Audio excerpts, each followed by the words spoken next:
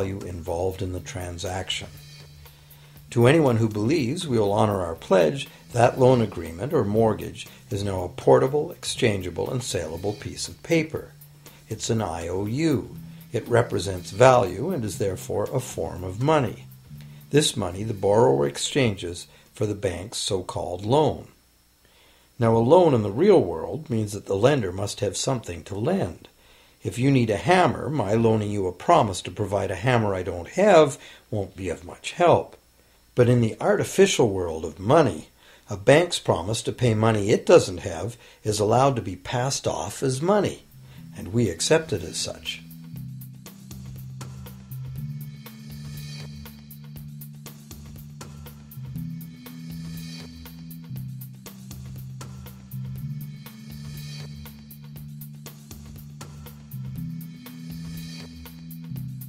Once the borrower signs the pledge of debt, the bank then balances the transaction by creating, with a few keystrokes on a computer, a matching debt of the bank to the borrower.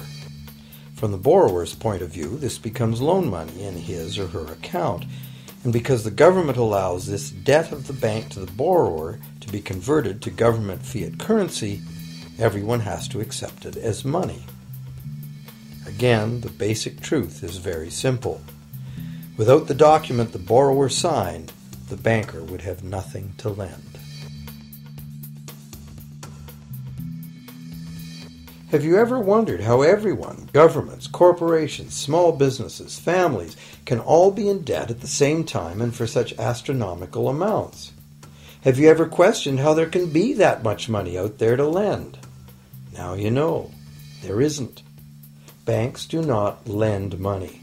They simply create it from debt. And as debt is potentially unlimited, so is the supply of money. And as it turns out, the opposite situation is also true. Isn't it astounding that despite the incredible wealth of resources, innovation, and productivity that surrounds us, almost all of us, from governments to companies to individuals, are heavily in debt to bankers?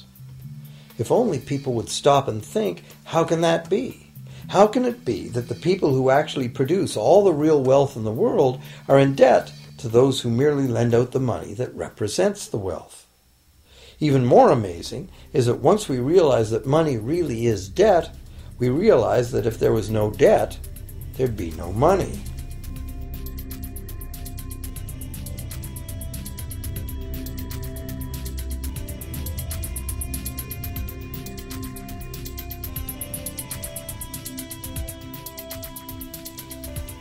If this is news to you, you are not alone.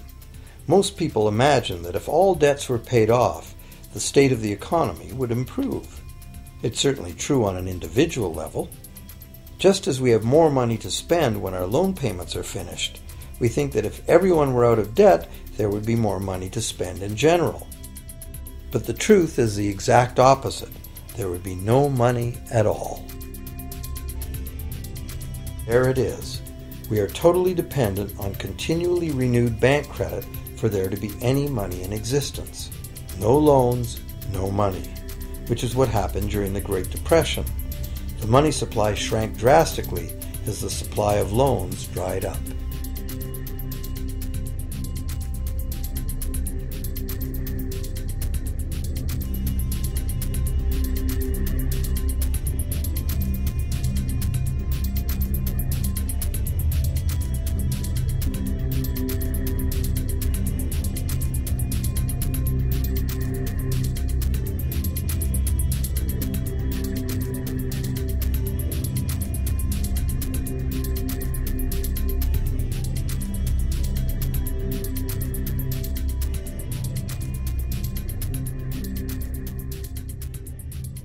And that's not all.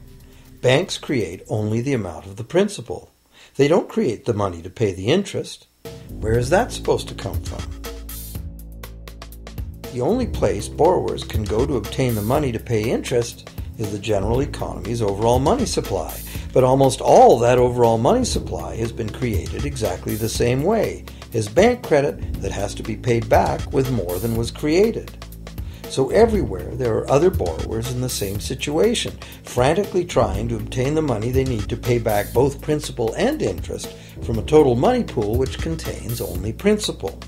It is clearly impossible for everyone to pay back the principal plus interest because the interest money doesn't exist. This can even be expressed by a simple mathematical formula.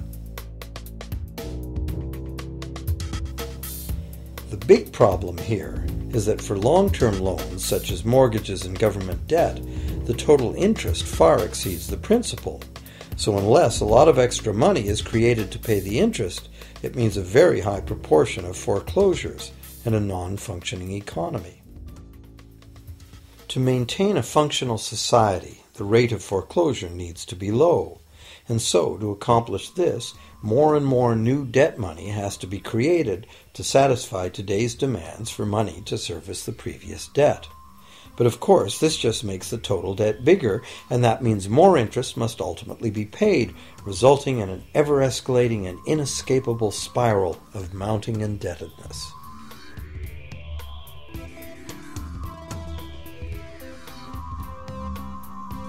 It is only the time lag between money's creation as new loans and its repayment that keeps the overall shortage of money from catching up and bankrupting the entire system.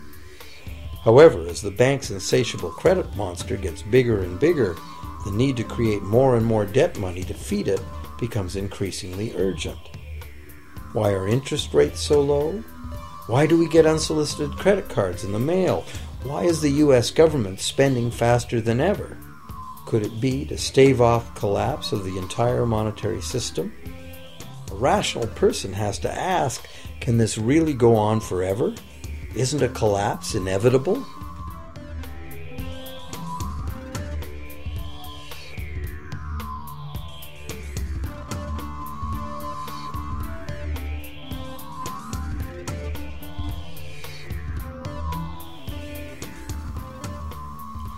Money facilitates production and trade. As the money supply increases, money just becomes increasingly worthless unless the volume of production and trade in the real world grows by the same amount. Add to this the realization that when we hear that the economy is growing at 3% per year, it sounds like a constant rate, but it's not. This year's 3% represents more real goods and services than last year's 3% because it's 3% of the new total. Instead of a straight line, as is naturally visualized from the words, it is really an exponential curve getting steeper and steeper. The problem, of course, is that perpetual growth of the real economy requires perpetually escalating use of real-world resources and energy. More and more stuff has to go from natural resource to garbage every year, forever, just to keep this system from collapsing.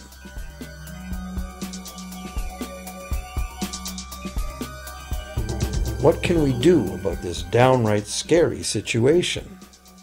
For one thing, we need a very different concept of money. It's time more people ask themselves and their governments 4 simple questions. Around the world, governments borrow money at interest from private banks. Government debt is a major component of total debt, and servicing that debt takes a big chunk of our taxes. Now we know that banks simply create the money they lend, and that governments have given them permission to do this. So the first question is, why do governments choose to borrow money from private banks at interest when government could create all the interest-free money it needs itself? And the second big question is, why create money as debt at all? Why not create money that circulates permanently and doesn't have to be perpetually reborrowed at interest in order to exist? The third question, how can a money system that can only function with perpetually accelerating growth be used to build a sustainable economy? Isn't it logical that perpetually accelerating growth and sustainability are incompatible? And finally, what is it about our current system that makes it totally dependent on perpetual growth? What needs to be changed to allow the creation of a sustainable economy?